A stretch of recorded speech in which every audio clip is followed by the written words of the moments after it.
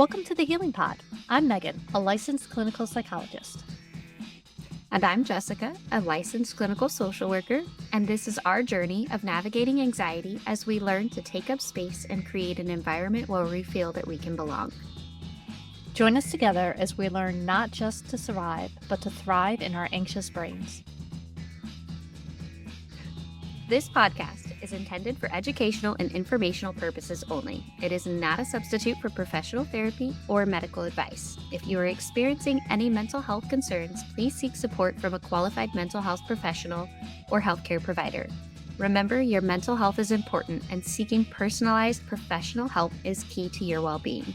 And welcome back. We have guests today. We are joined by Dr. Miki Anderson, who, if you ever read through my very, what is the opposite of terse? Loquacious. If you read through my episode notes ever, Miki is actually the person who wrote our intro and outro music. So we are happy to have her join us today and talk about the fun world of polyamory, ethical non-monogamy, and open relationships. Welcome, Miki. Thank you. It's great to have you here. Would you tell us a little more about yourself? Oh, no. Lost all words. Always. Yeah. I could talk about you if you really want, but I don't know if you want that. I'm a mom of two. I'm a licensed clinical mental health counselor, and I'm an adjunct faculty at Walden University. Miki is one of those people that whenever she gets bored and gets an idea in her head, she goes out and does this next thing. So she's just like, this would be kind of cool for me to do. Hey, I applied to be a professor and now I'm a professor too. I applied to this job and now I'm seeing these clients. Like, she's just always finding new things. And I wanted to pull her in because Miki is in an open poly relationship, or she is open about her polyness. So I thought it would be easier and more fun to actually talk about it, because I know we kind of sprinkled that in a few episodes and it always seems to come up as a, why are you people being annoying when you can just admit that this is an option as well. And so we pulled an expert in. Where There's are my a book pearls? somewhere that says you can only do one thing one way. Okay? I need some pearls to clutch. Where are my pearls? So we brought you in as our resident expert, Miki. Congratulations. Thank you. So there'll be tons of terms we'll throw around, but basically, so there's polyamory, there's ethical non-monogamy, and there's open relationships, and they all kind of have the same problem that bi, pan, omni have, where they can describe the same thing, but if you really look at them, they can have some slight differences in there. Do you want to take that, or do you want us to muddle through what those are? Well, ethical non-monogamy is it's the umbrella. And under it, you'll have open relationship and polyamory and swinging, relationship anarchy, and all of that. And an open relationship is, I feel like it's still polyamory, but I guess it gets down to like what you define as an open relationship, because some people it's kind of more of like a don't ask, don't tell sort of thing, or they're more monogamish, or it might be a sexual relationship instead of an emotional one. And so I'm just kind of getting in the weeds there. But maybe I made my point. Maybe I didn't. I think so. Like, I think the big emphasis is they all fall under the ethical part. So we are talking about relationships that are relationships. We're not talking about cheating. We're not talking about lying. Right. We're not talking about, it's not in the same zip code, so it doesn't count. Or what was a fun one? It was my cousin, so it doesn't count. Heard that one before. Now we're getting into a whole new level of relationships. Yeah, it's none of those Florida ones. Which we can joke at Florida about that because they refused to pass that law, so we're joking at you, Florida. Sorry, Jess. Damn, I guess I'll have to leave my cousins with it. But it's ethical. It's an alternative relationship pattern where it is not just monogamy, which is one person and one person. This is it. This is my whole, all of my romantic and sexual interest goes into this one person. It's, what if I also had sexual interest of some level and romantic interest of some level, and both combined or separate or whatever elsewhere? How do we navigate that? Which can be tons of fun and a hot mess, as all relationships are. Yeah. Yeah. So I'm really excited for you to be here today because I think that there is a lot of misconceptions around these, and they have been made into like, it's almost like jokes, right? Or the internet to make comments about things versus understanding like the people behind the words. So I'm really excited for you to be here and to be open about, you know, sharing your experience and how you have gotten to the relationships that you're in.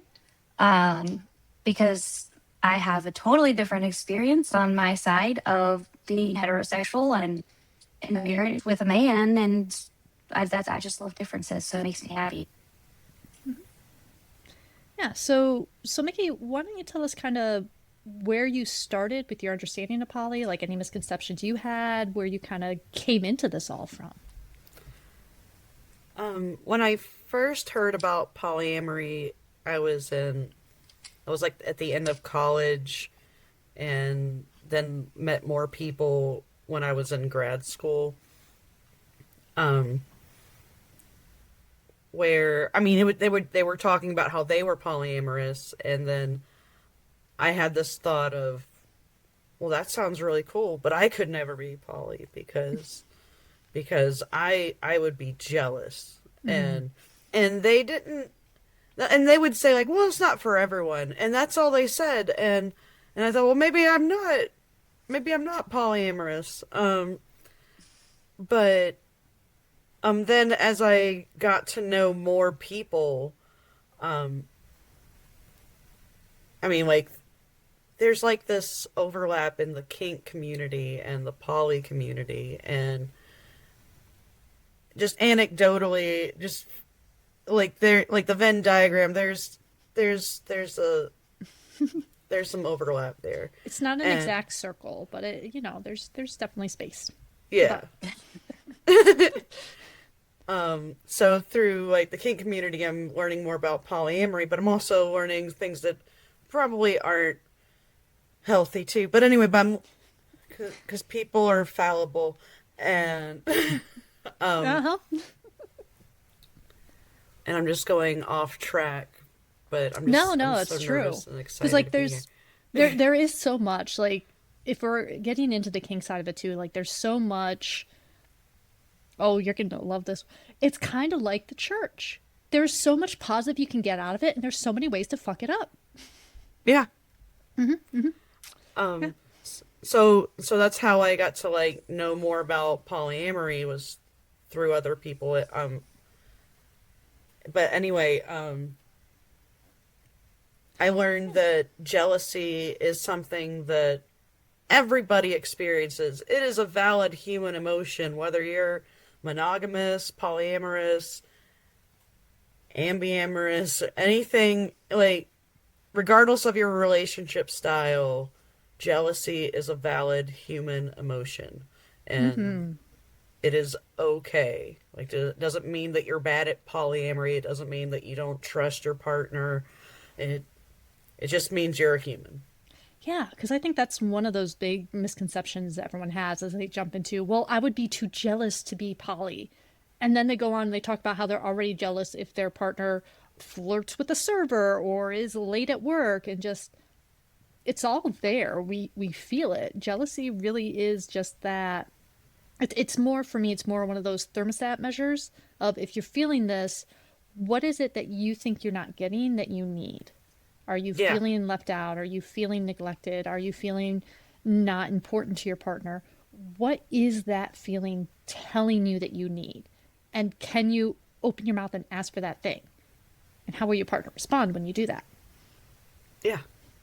Yeah, I like to talk to clients about, I mean, and just friends, about the importance of like reflecting, like, okay, what need is lacking here, and is it something my partner needs to do, or is it something that's more internal? Like, is the issue not my partner, but some trauma that happened in the past? And maybe trauma is too strong of a word, but sometimes it is that strong of a word.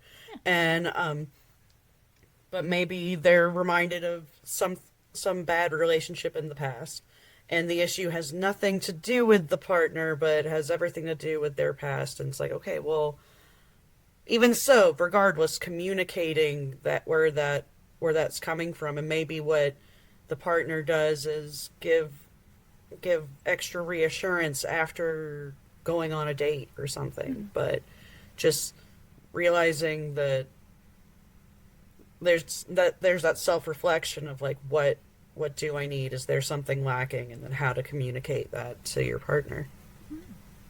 So, do you think that was kind of part of the shift of what moved you from the monogamy relationship more towards the poly relationship, like recognizing some of those needs that weren't getting fulfilled? Or is there something else that jumped out at you that said, hey, I want to try this? As I got to know more people, I started recognizing certain feelings that I'd had for some people in my life, and that those feelings were valid. And I mean, and then recognizing that, like, that I'm human and that people like me exist, and that doesn't make me a bad person. And I guess that's kind of how I communicated it in a way. It was kind of interesting the way it really happened, and I want to give like the short version because I don't know if I have permission to give the whole version. But like my now ex-husband and I were we were under the ethical non-monogamy umbrella, and we were going to meet a couple and have some shenanigans. But I was so nervous that, like, after we got there, I panicked and said I couldn't do it. And then one of the partners said, well, we could be slow about this. We could even, like, date at first and get to know each other. And I said, yes, I want that. That's what I want. Because I need that kind of connection. And I just kind of boarded it, and my ex was like, we could talk about this. And then we talked about it, and then we actually fell into a triad, which is like not the thing that you do really, but it was with this partner. And so it was really an interesting, it's not I don't know if there is a normal way that people get into polyamory, but I don't think that would classify as one. I don't think so. Formal in this. I don't think any of it's normal. I mean, I think what is normal in life in general? Right. Gosh. Let me know if you find it. Yeah, because it's not, and it is. There's so much to balance in these multiple relationships because there's so much more. And you're talking a triad. So you have your relationship with your ex-husband, you have his relationship with this new partner, your relationship with the new partner, the relationship with each individual person, and the other two as a couple. And then how does that look as a third? And that's a lot to hold in your mind at one time. It really is. And what was really cool was that our partner would explain all of that to us, was saying, this is what a triad is, this is what unicorn hunting is. And like when you're in a triad, there are all these relationships, and just they listed what you did. And it gave us stuff to think about, which, I mean, I kind of already thought about when we had kind of, I think we had jokingly, but to me it wasn't jokingly, considered polyamory. And I was like, that's kind of a tall order, because we're expecting this person we don't even know to be attracted to both of us, and we're two different people. And you're supposed to, they're supposed to be attracted to two different people at the same time, which can happen, but it's just like So here's what I'm thinking. expecting this third person coming in to be attracted to both of you at the same time, to be Right. completely in there. It is a tall order, isn't it? Yeah. Like it can happen, but it's just not as likely. And that people getting into polyamory, I know this was not a question asked, but could be asked. They should date separately and make sure they have time for each other, like having like a date night for themselves each week or something, Yeah. just to reconnect. Yeah, because I know, like, it's NRE, so it's that new relationship energy when you have a new partner, and it's that dating, it's those butterflies, it's the jitters, it's here's somebody exciting that I don't know, so you have all that mystery of potential new partner. It's very easy to lose yourself in that, and to hey, we have it just back to lose yourself in that energy and to neglect the potentially more comfortable companionship. We're not in this new stage relationship that still needs effort, still needs support and work. Yeah. And it can be hard.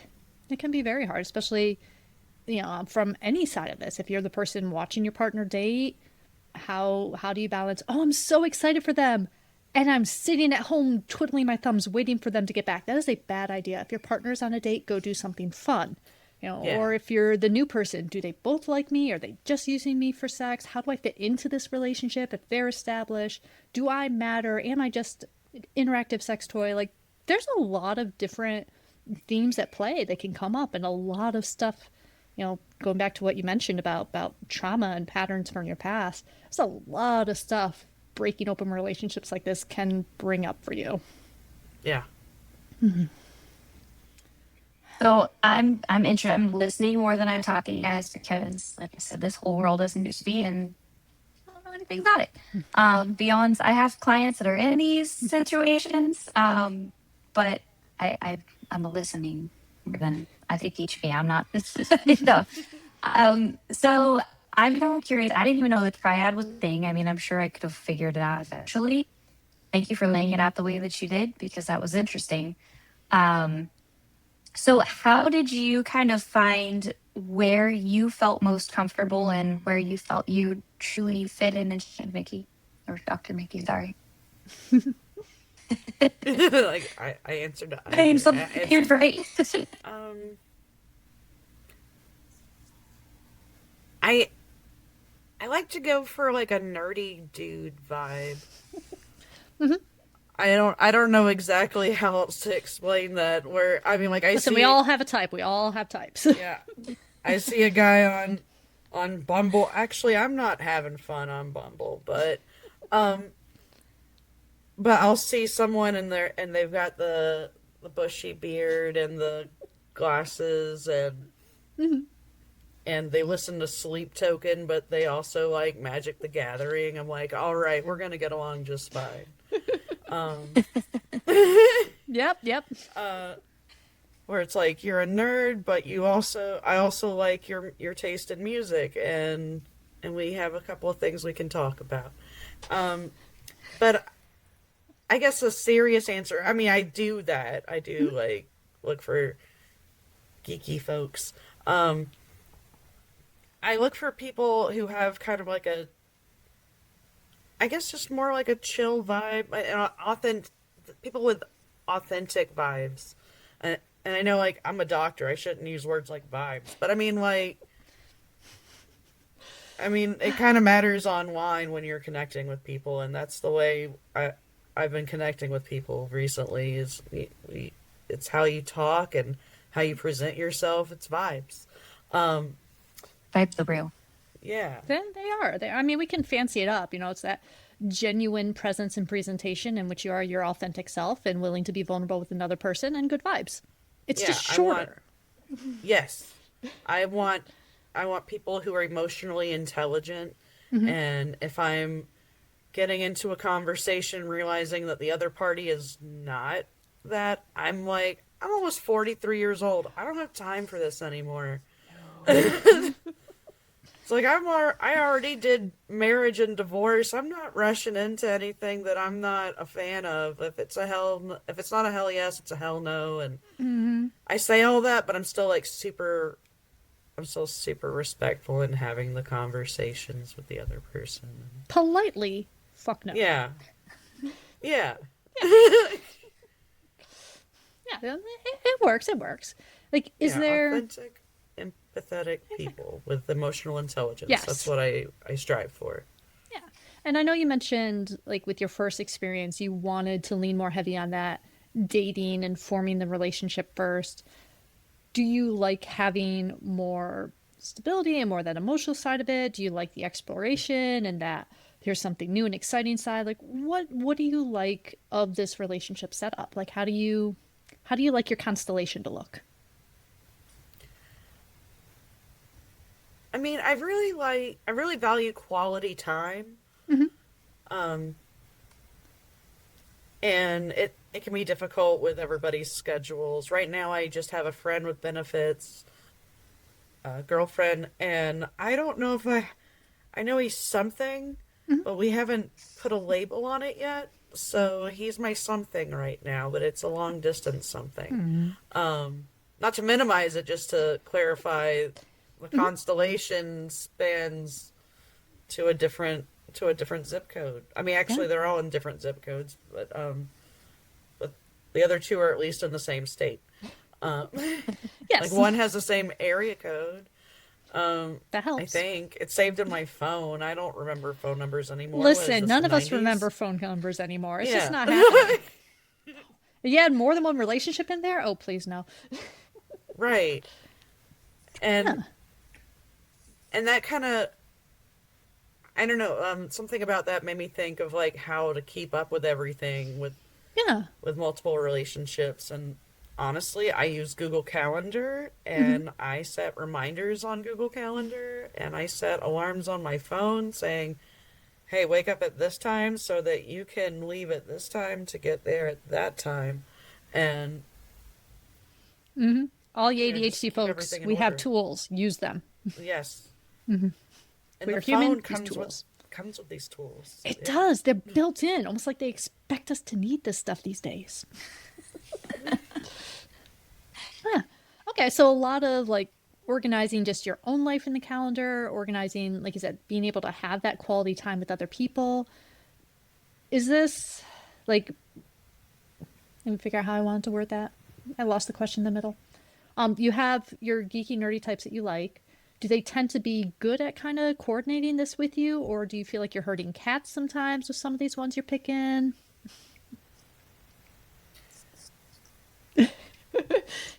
You know, Miki I guess trying to be it's a polite. mixed bag. Yeah, it's a mixed bag. But I mean, I think overall, it's like if they're interested, they're making the effort to work with me on a schedule. Like if I say, hey, I'm free these nights, and they say, oh, well, I'm free these nights. Like, oh, well, these are the nights I'm free. This doesn't change. Like, how about next week? And then they're like, oh, I can make that work, you know. And if they can't make that work, then we're not going to work out anyway, because these are the nights I'm free. Because I have a life, and I work 2 jobs, and I have 2 kids, and these are the nights I'm free. Like, if you want to book it 3 or 4 weeks in advance, then we can make it happen. But short of that, these are the nights I'm free. I'm just rambling now. But I think you're that's fine. yeah, and I think that's a good point. Like you're a very adulty adult. 2 jobs, 2 kids. Like there's a lot of stuff going on in your life. I have enough stuff going on in and my 2 life. cats. One of my 2 cats cats. just reminded me. Of course. Like this She is exists. you got to remember the cats. Like it's a lot to balance out, and it's a lot to figure out what's kind of the cost benefit. Not quite that cut and dry, but is this worth it? If it's time is just not matching up, this relationship is not going to work. I'm not going to rearrange my entire adult life, my kid's schedule, my work schedule for a hot date. Right. That's a lot. I might. Well, first hot date maybe, but subsequent hot dates, Note to self, get Jess a hot date. Gotcha. Ryan, come on. So my over anxious people pleasing brain, and you've listened to us, so you know that's a huge topic for us. It kind of goes to, how do people pleasers manage these types of relationships? Because everybody comes in with a different personality, right? And you don't really know what you're going to get and the type of attachment styles you're going to get until you're there sometimes. So what does that look like for people pleasers? I don't know the best way to answer this, but when I first started with polyamory, well, in general, I'm an anxious attachment type. I think just in general. But I also believe that it can change dependent on the relationship. That you can develop a secure attachment to one partner while having an anxious attachment with another partner. Recognizing your own boundaries, which when I first started, I didn't know what my boundaries were. And I think that happens a lot with people pleasers as well, because it's like, well, maybe I'll just say this because it sounds like a reasonable boundary to them, and I don't want to upset the other person. But I think challenging those thoughts, like, am I uncomfortable with this because it's new? Or am I uncomfortable with it because I'm uncomfortable with it? And that's valid. It requires a lot of soul searching, but you also have to trust that others are going to support you in your self-reflection. Because sometimes you're in polyamory and you find that some people are, not even just polyamory, just in life, you find that some people are not out for your best interests, and they want the people pleaser part. But I think it's important to recognize your own thoughts have value, and you do have your boundaries, just trusting in yourself. Okay. So here's a hard one then. What is your favorite thing that you have learned about yourself in this process? That I still have a lot to learn. That's good. Because I feel like we were just talking, we were texting before the recording, and you were talking about a new book, and maybe it's not even new anymore, but it's a new to me book. And yes, I think we do need to bring you back, because it's someone's newest memoir about their experience going into poly, and it is just, everyone is hating on it because they're reading it and going, wow, your husband's a dick. What? So we might need to. I don't know. This is like one of your favorite fun, chaotic stories that you can actually laugh about now. Oh, I gotta think on this. I do have stories. Oh, yeah. Oh, okay. Here's one. So, it was like my first year being polyamorous. So it had to be late 2015. I was pregnant with my daughter, who's now 10. Like, we were dating a person, and then the person was married, and together they had a baby. I can't remember what was going on. But I was like, I will take the child. And it's like, give me the child. I can change a diaper. And this woman was like, oh, how old is your baby? And I'm like, oh, and then I say how many months, and then she looks at my belly and does math and is like, that math ain't mathin'. And, like, no way do you have a child that age, but a belly that size. Because they were so close in age. That sounds like some body shaming to me. Having a hard time losing the belly weight, okay? Seriously. No, don't touch my belly. Ew. Wait, what's up with I love people it. doing that? I don't know. Slap them if they do. If you're pregnant and someone touches your belly, slap them. Or punch them. I don't care. I support you. So then I have a follow-up question. Yeah, it doesn't count. How do you manage the differences in relationships with your children? Are your children aware of it? Is it something you guys kind of keep hidden from them? What does that look like? We told the kids pretty early on, and we just kind of normalized it, where it's like, daddy's going out with so-and-so tonight, and that's his girlfriend, but, daddy still loves mommy, back when that was relevant. But, like, back when I dated boys. Daddy has a new wife now, and I love her. She's amazing. Okay. Anyway, we were very open early on about it, and so now they're just like, how many people do you date? And because I don't always bring them around, and so they need updates every now and again, and so I'm just open with them about it. I don't know. I mean, it's not my business, but I don't know if my ex-husband and his wife are polyamorous now, or if they're out of the game. But on my end, the kids know I'm polyamorous. Okay. Yeah. Interesting. I've always wondered about that because, especially the younger kindergarten, they're all there in school. So I was just like trying to picture how does that look? How do they comprehend it? I guess if you normalize it, it's really, really age, and they just have a job and it's their normal. Yeah, and I guess they don't talk about it at school, which is weird, or I don't have to be sharing everything, right?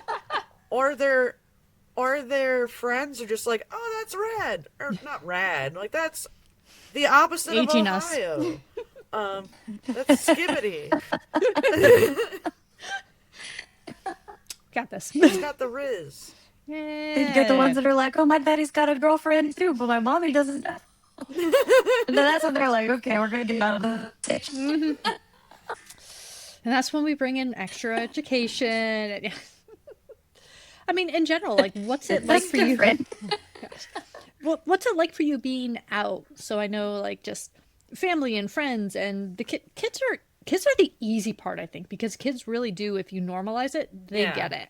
It's everyone with the preconceptions and the annoying things they're going to ask you that you really don't want them to, and the things they don't ask you but they hint around that you wish they would just say. Like, what's it like for you just being out? Well, when I told my mom, she said, well, back in my day, we just called it a key party. And I'm like, you are so close. That sounds That's about not right. my thoughts were when we were first going into this. So. Yeah. And my dad's like, oh, whatever makes you happy. But my two older brothers see it as me stepping out. But yeah, they think it's gross. They think I don't take relationships seriously. Yeah. Because, yeah, there is a lot of stigma from someone in a monogamous relationship looking at someone in poly and saying, well, you're doing a relationship wrong, whereas you can look at them and say, well, you're just serial monogamy. You date someone for 2 months and then you leave them because you want something new, or you're bored, or they're not meeting your needs. Like, there's a lot of, if people could slow down, learn their own boundaries, learn themselves, and learn to communicate more, any style of relationship you have is going to be better. It just is. Yeah. If we could do it more, it'd be better. What is your favorite dumb question that people ask you about being poly? Do you and your girlfriend do threesomes? Oh gosh, no. That goes back to the unicorn hunting too, and except that's the opposite of it. Yeah. That's just the straight guy's fantasy. Yeah. Yeah. That's the most recent one anyway, yeah. Yeah. That's the yes, I'm poly, no, not for you. Yeah, ew. People, why are men? I'm stealing Megan's question here, but has being open poly lost you anything you regret losing? Makes things more difficult. I mean, I'm pretty sure I've lost some Facebook friends, but I don't know who they were because they don't inform me. So I guess not. I've been lucky though, because some people have jobs where they can't be out. And I can openly say I work for ThriveWorks because I'm Googleable. You can figure it out. And they don't, like, my supervisor knows I'm polyamorous, because I brought it up because I was going through a time recently, and I was just honest about it. And she's like, "Oh, that's great." Anyway, like, I have a positive work environment, and my parents don't get it, but they're like, "You do you, boo." My friends either get it or they don't, and either way, they don't give me shit about it. And everybody else, I guess, fuck them. Yeah. Unless you have to edit that out. Do you have to edit that? Kenny, I've been swearing the whole time. A lot on our We do. Okay. Fuck them, but not in a fun way. Yeah, Awesome. definitely So fuck it's them. like the ultimate piece then, just being yourself, and if you accept me, you're meant to be my life, and if you don't, well, so Yeah. I like awesome. it. I like it. Yeah. Is there anything else you want people to walk away from this podcast having heard, or anything you really want them to keep with them about this?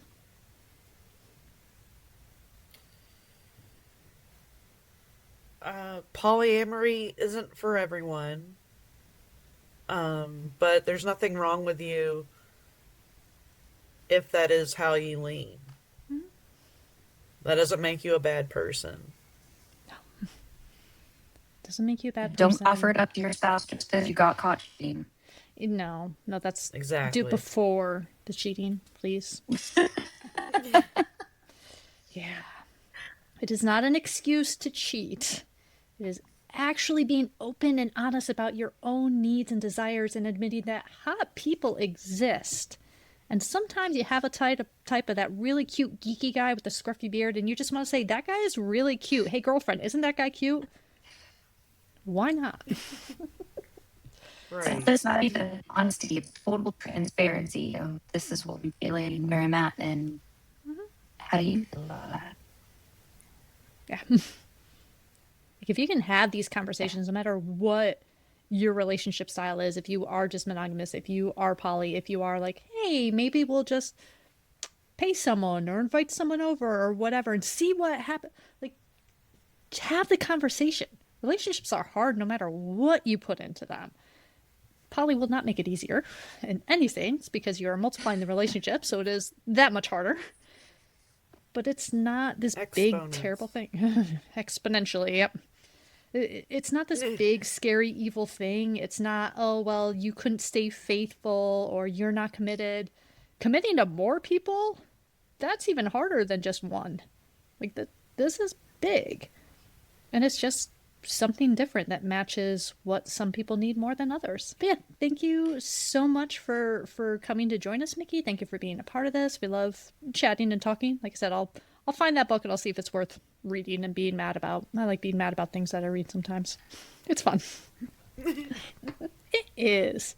But otherwise, like, if you got questions about this, if this brought up anything you want to comment on, you can find us anywhere. If you're listening to this, you have found us somewhere. We are on Spotify, we're on Apple Podcasts, we are anywhere where you can find and download your podcast, and we have social media that you can comment, yell, kibitz, ask Miki if she's up for a threesome. We will give her your address so she can send you shit in the mail, literally. We're not giving you her address, we're going to give her your address if you do that. But where can they make comments at us, Jess? Where can they find us online? You're on Facebook, Instagram, TikTok, and I did make my posts. Yes. We are working on being better on the social media. We have someone helping us, which is also helping to remind us to be better at social media. So thank you all for joining us this week. You especially, Miki. Love talking with you. And we will be back in a couple weeks with something else that we're going to ramble about. So take care, everyone, and we'll talk to you soon. Bye.